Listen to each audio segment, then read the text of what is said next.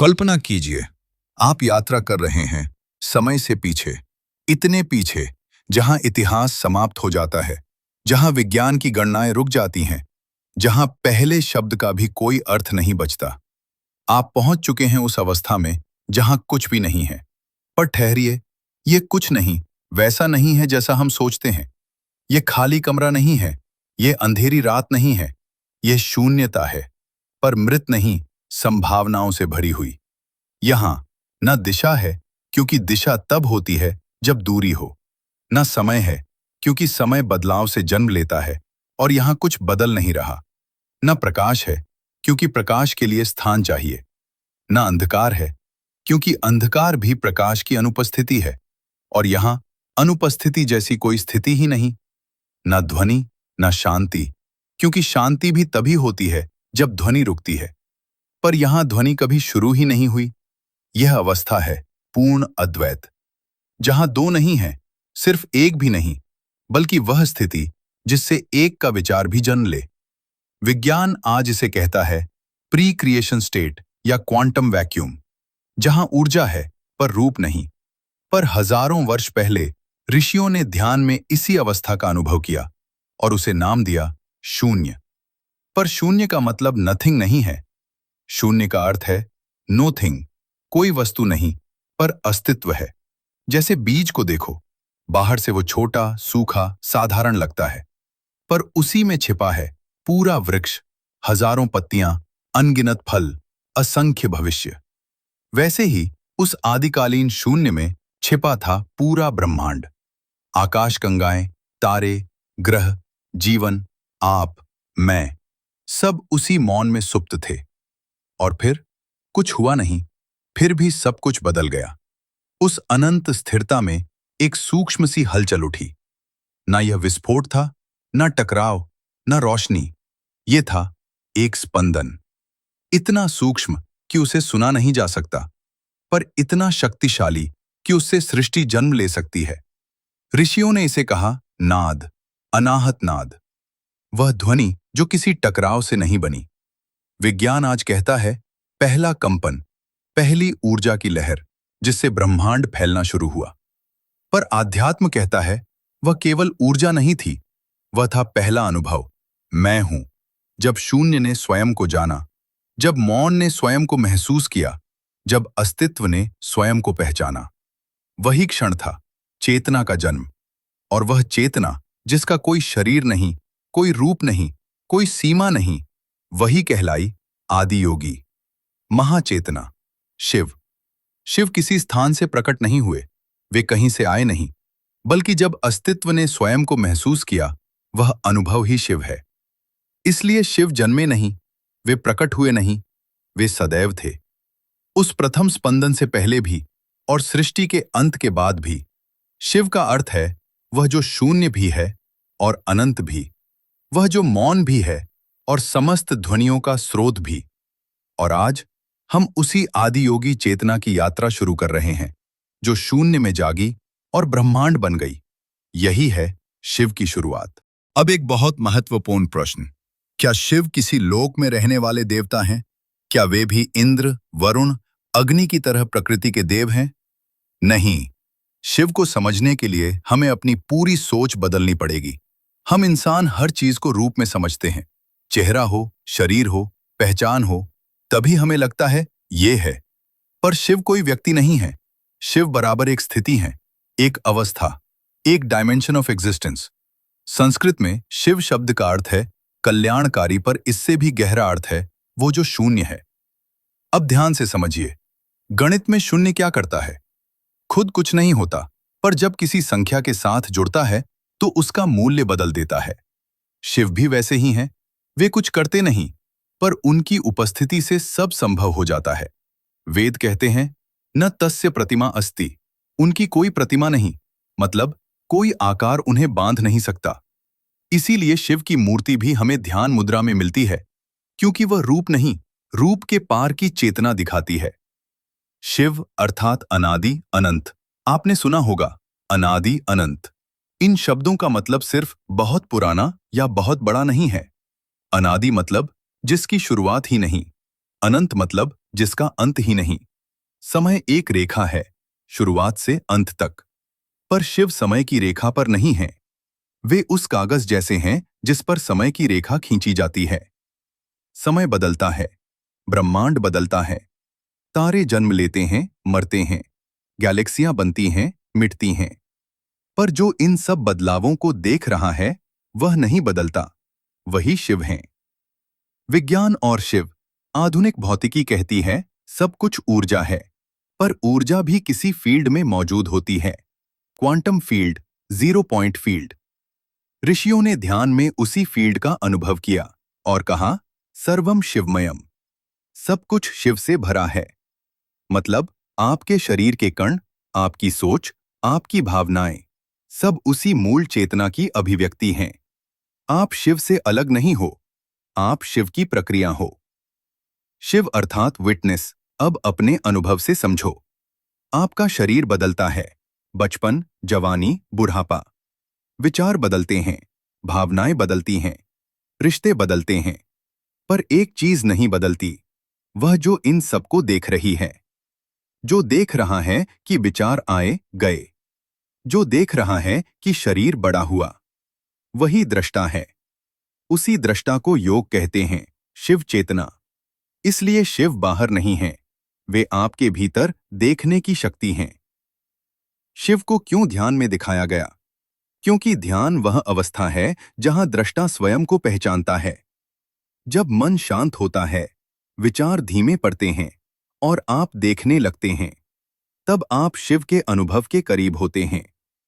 शिव की बंद आंखें यह नहीं बताती कि वे सो रहे हैं, वह बताती हैं उनकी दृष्टि भीतर है।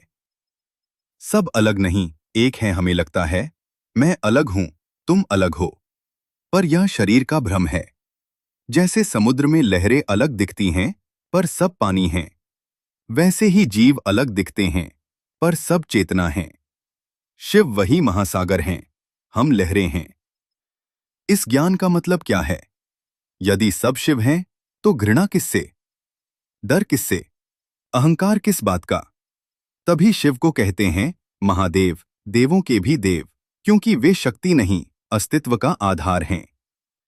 अब जब हम समझ चुके हैं कि शिव कोई देवता नहीं, बल्कि स्वयं अस्तित्व की चेतना है, तो अगला प्रश्न उठता है, यदि शिव चेतना है, तो फिर यह सृष्टि, यह ब्रह्मांड, यह विविधता कैसे प्रकट हुई? उसका रहस्य छिपा है शिव और शक्ति के मिलन में। चेतना क्या है?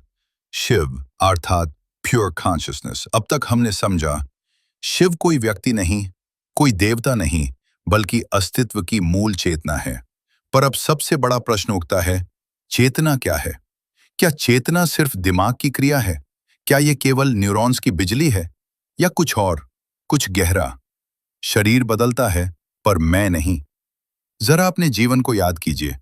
बचपन की तस्वीर देखो, वो शरीर अब नहीं है। हर कोशिका बदल चुकी है, विचार बदल गए, पसंद बदल गई, डर बदल गए, पर एक चीज नहीं बदली, मैं होने का अनुभव। वो एहसास कि मैं हूं, बचपन में भी था, आज भी है। शरीर बदलता रहा, पर मैं स्थिर रहा। वही स्थिरता, वही साक्षी, वही शिव चेतना है। दृष्टा कौन है? जब विचार आता है, आप कहते हो मेरे मन में विचार आया, मतलब आप मन नहीं हो, आप मन को देख सकते हो। जब दुख आता है, आप कहते हो मुझे दुख हो रहा है, मतलब आप दुख भी नहीं हो, आप उसे अनुभव कर रहे हो। जो देख रहा है वह विचार नहीं, वह भावना नहीं, वह शरीर नहीं, वह है दृष्टा। योग में इसे कहते हैं साक्षी भाव, और शिव बराबर वही साक्षी। क्वांटम विज्ञान और दृष्टा। अब विज्ञान भी एक अद्भुत बात कहता है। क्वांटम फिजिक्स में एक प्रयोग है डबल स्लिट एक्सपेरिमेंट। जब कण को कोई नहीं देखता, वह वेव की तरह व्यवहार करता है। जब उसे देखा जाता है, वह पार्टिकल बन जाता है। मतलब ऑब्जर्वर रियलिटी को बदल देता है। ऋषियों ने हजारों साल पहले कहा था, दृष्टा ही सृष्टि है। जब चेतना स्वयं को देखने लगी, तो रूप बने, ऊर्जा ने आकार लिया, शून्य ने ब्रह्मांड धारण किया। यही वह क्षण था जहां शिव ने स्वयं को देखा और सृष्टि की संभावना जागी। चेतना पैदा नहीं होती, शरीर जन्म लेता है, मन बनता है, यादें जमा होती हैं, पर चेतना, वह पहले से है। जैसे बिजली बल्ब से नहीं बनती, बल्ब सिर्फ उसे व्यक्त करता है, वैसे ही शरीर चेतना पैदा नहीं करता, वह सिर्फ उसे व्यक्त करता है। बल्ब टूटे तो रोशनी नहीं दिखेगी, पर बिजली खत्म नहीं होती। शरीर मिटेगा, पर चेतना नहीं। वही चेतना शिव है। नींद, स्वप्न, जागृति, 3 अवस्थाएं होती हैं। जागृत, शरीर और दुनिया का अनुभव। स्वप्न, मन की दुनिया। सुषुप्ति, गहरी नींद, कुछ भी नहीं दिखता। पर हर सुबह आप कहते हो, आज अच्छी नींद आई। मतलब कोई तो था जिसने कुछ नहीं का अनुभव भी किया। वही है शुद्ध चेतना, जो हर अवस्था में मौजूद है। शिव को कहते हैं त्रिलोक के साक्षी, तीनों अवस्थाओं के दृष्टा। जब चेतना स्वयं को भूल जाती है, जब दृष्टा खुद को शरीर समझ ले, अहंकार पैदा होता है। मैं यह शरीर हूं, मैं यह नाम हूं, मैं यह पहचान हूं। यहीं से डर आता है, मृत्यु का भय आता है। पर जब साक्षी जागता है, तो अनुभव होता है, शरीर जन्मा है, मैं नहीं। शरीर मरेगा, मैं नहीं। यही मुक्ति है। शिव क्यों ध्यान में है? क्योंकि ध्यान वो अवस्था है जहां दृष्टा स्वयं को पहचान ले। विचार रुकते हैं, मन शांत होता है, और जो बचता है वो है शुद्ध चेतना। वही शिव का अनुभव है। अब समझ में आता है, शिव मंदिर में नहीं मिलते, बल्कि चेतना की गहराई में मिलते हैं। जब देखने वाला खुद को पहचान ले, वही शिव दर्शन है। और अब जब चेतना स्वयं को जान गई, तो अगला चरण शुरू होता है, ऊर्जा का उदय। शिव की स्थिर चेतना और शक्ति की गतिशील ऊर्जा का मिलन। वहीं से सृष्टि का नृत्य शुरू होता है। अब तक हम उस अवस्था तक पहुंच चुके हैं जहां केवल चेतना थी, निर्विकार, निश्चल, मौन। वही शिव थे। पर एक प्रश्न उठता है, यदि सब कुछ शून्य में स्थिर था, तो ये चलती हुई सृष्टि कैसे बनी? ये गति कहां से आई? यहीं प्रवेश होता है शक्ति का। शिव बिना शक्ति अर्थात संभावनाएं पर अभिव्यक्ति नहीं। कल्पना कीजिए, एक विशाल शांत झील, पानी स्थिर है, कोई लहर नहीं, कोई गति नहीं। वो झील शिव है। अब एक हल्की हवा चलती है, पानी की सतह पर कंपन उठता है, लहरें बनने लगती हैं। वो हवा है शक्ति। शिव बराबर स्थिर, चेतना शक्ति बराबर गतिशील ऊर्जा। चेतना जब तक स्वयं में स्थिर है, कुछ प्रकट नहीं होता, पर जैसे ही उसमें कंपन उठता है, सृष्टि की शुरुआत हो जाती है। पहला स्पंदन बराबर आदिनाद। ऋषियों ने उस प्रथम गति को कहा नाद, आदिनाद, अनाहत नाद। ध्यान की गहराई में साधक आज भी एक सूक्ष्म ध्वनि सुनते हैं, बिना किसी स्रोत के। वो ध्वनि सृष्टि की जड़ है। विज्ञान कहता है, ब्रह्मांड एक सूक्ष्म बिंदु से फैलना शुरू हुआ, ऊर्जा की पहली लहर उठी। आध्यात्म कहता है, वो शक्ति का प्रथम नृत्य था। शक्ति बराबर आदि शक्ति, महाशक्ति। शक्ति कोई स्त्री देवता नहीं, बल्कि ऊर्जा का सिद्धांत है। गति, प्रकाश, ताप, गुरुत्व सब शक्ति के रूप हैं। शिव आधार हैं, शक्ति अभिव्यक्ति है। जैसे बिजली अदृश्य है, पर पंखा घूमता है, बल्ब जलता है, वह शक्ति है। अर्धनारीश्वर का रहस्य इसी सत्य को दर्शाने के लिए ऋषियों ने शिव को दिखाया, अर्धनारीश्वर रूप में। आधा शिव, आधा शक्ति। संदेश स्पष्ट है, अस्तित्व दो नहीं है। चेतना और ऊर्जा अलग नहीं है। जहां चेतना है, वहीं ऊर्जा है। जहां ऊर्जा है, वहीं चेतना है। नृत्य क्यों? शक्ति को नृत्य करती हुई दिखाया गया। क्यों? क्योंकि ब्रह्मांड स्थिर नहीं है। हर परमाणु कंपन कर रहा है, हर ग्रह घूम रहा है, हर आकाश गंगा गतिशील है। यह स्थिर मूर्ति नहीं, एक नृत्य करती हुई सृष्टि है। शिव को कहते हैं नटराज नृत्य के स्वामी। उनका तांडव विनाश नहीं, परिवर्तन का नृत्य है। पुराना टूटता है, नया जन्म लेता है। यही सृष्टि की लय है। शिव पोटेंशियल, शक्ति, प्रोसेस। शिव बीज हैं, शक्ति वृक्ष बनने की प्रक्रिया है। शिव मौन है, शक्ति संगीत है। शिव शून्य है, शक्ति अनंत रूप है। दोनों अलग नहीं, एक ही सत्य के दो पहलू हैं। मानव शरीर में शिव शक्ति यह केवल ब्रह्मांड की बात नहीं, आपके भीतर भी वही प्रक्रिया चल रही है। रीढ़ के मूल में सोई ऊर्जा, कुंडलिनी शक्ति, सिर के सहस्रार में शिव चेतना। जब यह ऊर्जा ऊपर उठती है और चेतना से मिलती है, उसे कहते हैं योग मिलन। यही आदि योगी शिव ने सिखाया। सृष्टि का पहला प्रकाश जब चेतना और शक्ति का मिलन हुआ तो ऊर्जा का विस्तार शुरू हुआ। प्रकाश जन्मा, समय शुरू हुआ, स्थान बना। वहीं से गैलेक्सियां, तारे, ग्रह, जीवन, सब शक्ति की अभिव्यक्तियां हैं। पर आधार अब भी शिव हैं। तो समझिए, सृष्टि कोई बनाई गई चीज नहीं है, यह एक निरंतर चलने वाली प्रक्रिया है। शिव की मौन चेतना और शक्ति के अनंत नृत्य की। और यह नृत्य ब्रह्मांड में ही नहीं, आपके भीतर भी चल रहा है। अब आगे हम समझेंगे शिव के प्रतीकों में छिपा हुआ गूढ़ आध्यात्मिक विज्ञान। जब ऋषियों ने शिव को देखा, उन्होंने कोई व्यक्ति नहीं देखा, उन्होंने एक चेतना की अवस्था देखी। उस अवस्था को समझाने के लिए उन्होंने प्रतीकों का सहारा लिया। शिव का हर अंग, हर वस्तु एक गहरा यौगिक विज्ञान है। जटाओं में बहती गंगा कहानी कहती है, गंगा स्वर्ग से उतरी, पर उसका वेग इतना प्रचंड था कि पृथ्वी उसे सह न पाती। तब शिव ने उसे अपनी जटाओं में धारण किया। इसका अर्थ क्या है? गंगा बराबर ज्ञान की धारा, जटा बराबर स्थिर नियंत्रित मन। जब मन स्थिर नहीं होता, ज्ञान विनाश भी कर सकता है, पर ध्यान में स्थिर मन ज्ञान को धारण करता है, उसे सही दिशा देता है। संदेश: बिना ध्यान के ज्ञान खतरनाक है। मस्तक पर चंद्रमा। चंद्रमा मन का प्रतीक है। मन बदलता रहता है, कभी पूर्णिमा, कभी अमावस्या। शिव ने चंद्र को सिर पर धारण किया, मतलब मन उनका सेवक है, स्वामी नहीं। हमारे जीवन की अधिकांश समस्याएं घटनाओं से नहीं, मन की प्रतिक्रिया से होती हैं। योग का लक्ष्य है मन को नीचे से हटाकर चेतना के अधीन करना। भस्म। शिव अपने शरीर पर भस्म लगाते हैं। भस्म किसकी होती है? जो जल चुका है। संदेश स्पष्ट है, जो जन्मा है वो मिटेगा। अहंकार, पहचान, रूप सब अंततः राख हैं। भस्म वैराग्य नहीं सिखाती, वास्तविकता का बोध कराती है। जब ये समझ आती है, डर कम हो जाता है। सर्प। सर्प ऊर्जा का प्रतीक है। आपकी रीढ़ में भी एक सुप्त ऊर्जा है, कुंडलिनी।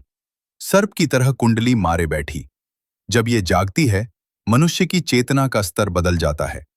शिव के गले का सर्प बताता है, वे ऊर्जा के स्वामी हैं, ऊर्जा के दास नहीं। त्रिशूल। 3 शूल क्या हैं? इच्छा शक्ति, ज्ञान शक्ति, क्रिया शक्ति या भूत, वर्तमान, भविष्य। शिव का त्रिशूल बताता है, वे समय और कर्म के पार हैं। जब साधक संतुलन बना ले, इच्छा, ज्ञान और कर्म में, वह आंतरिक संतुलन पा लेता है। डमरू। डमरू की ध्वनि बराबर सृष्टि की लय कहा जाता है। शिव के डमरू से संस्कृत के अक्षर प्रकट हुए। अर्थ: ध्वनि से सृष्टि है, कंपन से रूप है। आज भी विज्ञान कहता है, सब कुछ कंपन है। तीसरा नेत्र। तीसरी आंख भौतिक नहीं, वह चेतना का प्रतीक है। 2 आंखें बाहरी दुनिया देखती हैं, तीसरी आंख भीतर देखती है। जब ये जागती है, अज्ञान जलता है, इसीलिए इसे अग्नि कहा गया।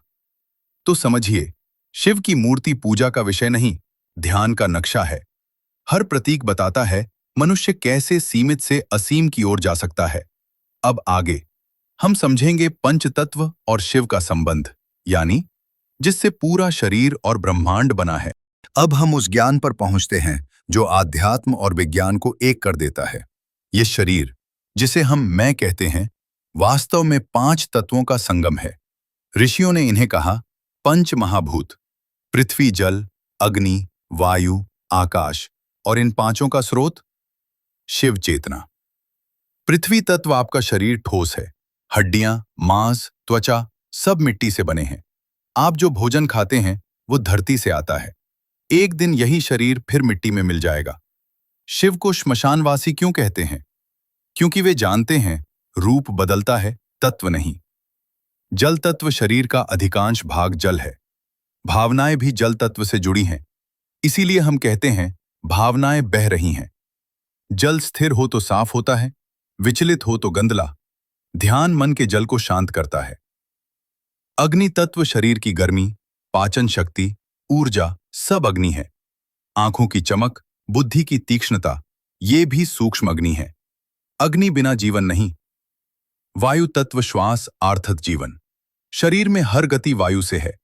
योग में प्राणायाम इसलिए है क्योंकि श्वास नियंत्रित करो तो मन शांत होता है। आकाश तत्व सबसे सूक्ष्म। शरीर के भीतर का खाली स्थान, कोशिकाओं के बीच जगह, मन के विचारों के बीच मौन। आकाश बिना बाकी तत्व रह नहीं सकते।